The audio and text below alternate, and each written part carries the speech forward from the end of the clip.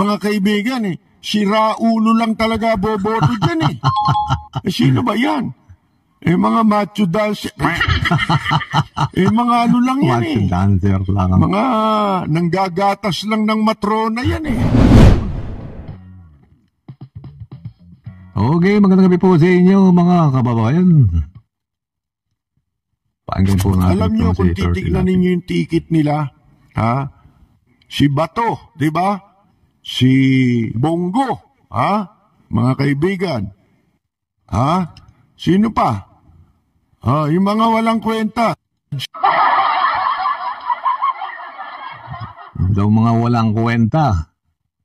Ni Kapersin daw mga walang kwentang kandidato ng PDP, mga kababayan.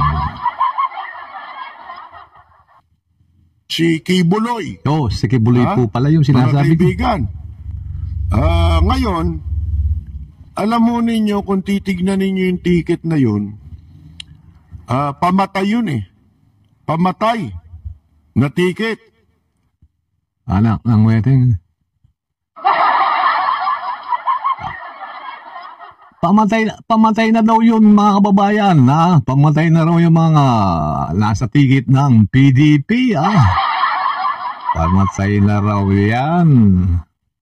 Gusto nga ni Tatay Dix pumatay ng 15 senador. Ayaw lang sa nakapwesto para daw bakante makapasok na sila. Tuloy po natin. Pamatay ng bansa at ng mamamayan. Yan ang lilipol sa atin. Pamatay daw po pala ng bansa pag nanalo yung mga kandidato ni Tatay Digong, mga kababayan. Patay ang bansa natin, mga kababayan.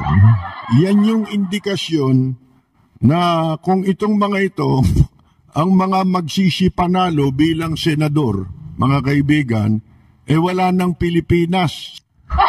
Sipin mo, ilarawan ninyo sa isip ninyo.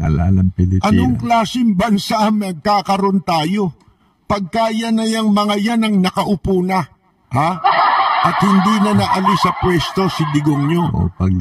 Pero sa matinong pag-iisip, kapag kayang line up na yan, ang ipinagmalaki nila, katawa-tawa yan. Sa totoo lang, kitang-kita mo na Nakakatawa ka naman kita na itong ticket nila, wala ito Mga kaibigan si Raulo lang talaga boboto dyan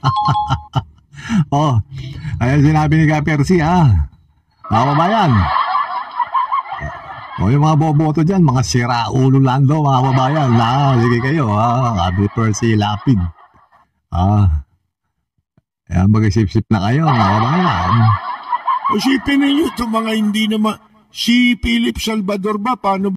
Ito yung pinakamaganda rito, mga kababayan. Si Philip Salvador. Naging PDP laban yan, damuhong yan. Mga kaibigan, ba't nandyan yung mukha niyan? Hindi ba? Sino ba yan? Mga macho dancer. Mga ano lang yan macho dancer lang. Mga nanggagatas lang ng matrona yan Yung, nanggagatas lang to ng matrona si P, mga kababayan, mga kababayan. Kaibigan isipin ninyo, ngayon kung pumustura, hindi ba? Okay, mga kababayan, magandang gabi po sa inyo, Ito sinabi ni Kapersi Lapid na katawa-tawa daw tong lineup ng PDP, mga kababayan. Ipin nyo nga naman. Hindi pa nila makakompleto yung 12. Wala na silang, sabi nga ni BBM, pinabili lang ng suka yan. Inabutan ng COC. Nag-file na bilang senador. Mga kababayan. Katunayan nga, mga kababayan, ito, lungang nangampanya sila dyan sa Davao. Sabi nyo, yung Davao, baluarte ng mga Duterte. Ang daming pumuntang tao, mga kababayan. Kaya kinakabahan na yung mga Duterte niyan, mga kababayan. Ang daming pumuntang tao. Estimate nila nasa 70 to 90,000 ang maten, mga babayan. Yes, hindi po. Ganyan kalakas si BBM. Tingnan natin kung makakasabay si Digong sa mga ganyang pangumpanya, mga kababayan. Kinakabahan na si Marcoleta nito. Sayang lang kasi yung pagod nyo. Kumbaga ito mga kandidato ng PDP, sabi sa inyo, si Bongo lalo lusot dyan.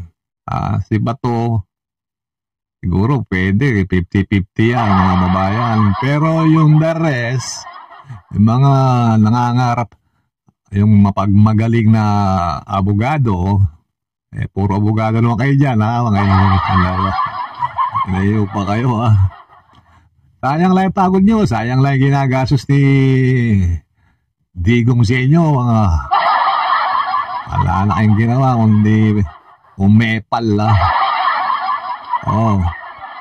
Sabi nyo, baluarte ng Duterte ang Davao. Ang daming tao, mga kababayan. Ito pa, ang ganda, merong nagpunta ron na DDS vlogger, mga kababayan, kasama, nagtatanim ng interview ng hinayuta, Kunyari, yung nabayaran ng 400, 500, nahuli siya ng mga BBM, pinagbabatukan siya. Binatukan siya, pinagbabatukan siya. Gagawa siya ng eksena to na nag-i-espiya ang hinayupak, Tapos gagawa siya ng vlog, napahiya siya. Pangalan ng vlogger. Si Juan, pambansang gumag. Ayun po. Nangakutusan siya. Pinagkukutusan siya ng mga tao, Kasi nagtatanim siya ng mga interview na kunyari, nabayaran. Hindi ganyan yung mga tao dyan, Yan sa Davao del Norte. Loko ka, Ayun, si pambansang gumag. Nangakutusan. Nakita nyo, daming tao, paano pa yan? Paano pa yan? Margoleta.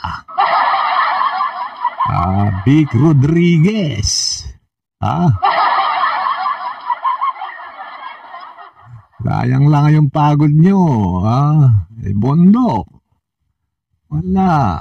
Sinasabi ko sa inyo, hindi naman ako magaling na analyzer. Pero sa tagal ko nang sinusundan tong mga takbo ng politika sa Pilipinas, mga kababayan, alam nyo.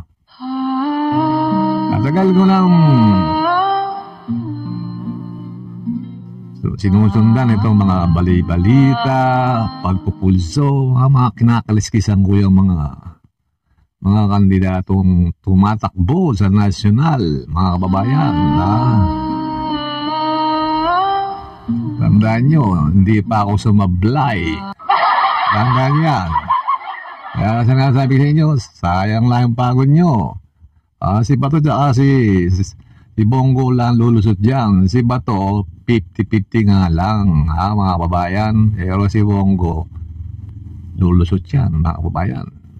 Wala na kayong magagawa. Tanggapin na natin ang katotohanan. Si Bongo po kasi, mga kababayan, nagtanim po yan sa mga probinsya, kaya magaling dumiskarte po si Bongo, mga kababayan. Talagang mga inaabot niya yung mga tao, mga kababayan. Hindi tulad ng mga kasama ni Bongo, mga kababayan, walang ginawa kundi manira, gumawa ng mga issue, mapag-usapan lang. Ewan ko ba? Kaya mga kababayan, may nauli pa nga dyan, may nauli daw droga dyan sa Davao, mga kababayan. Sabi nyo, malinis yung Davao, ha? O, hapon po, may nahuli dyan. Nagkakalaga raw ng may kita 4 na milyon. Nalaga ng shabu. O yan. Kaya ninenervyos na ang mga Duterte kasi nagpapakita ng lakas si BBM. At matapang na si BBM, mga kababayan. Lagi na ang banat sa mga Duterte na puno na siguro si BBM sa inyo. Okay lang yan. Tama yan, Mr. President. Tama na yung pagtitimpi. Tama na yung mahabang pagpapasensya mo dahil di ka titigilan ng mga hinayupak na yan. Yung mga kalaban mo sa politika. Malamang, pati yung mga pagtaas ng presyo dyan. Sila yung mga namimili ng mga kalakal, tapos tatago nila, patatasin yung presyo para isisisi kay BBM, mga kababayan. Hanggang dito na lamang po. Hanggang sa susunod po natin talakayan. Mabuhay po kayo. Mabuhay ang Pilipinas, mga kababayan.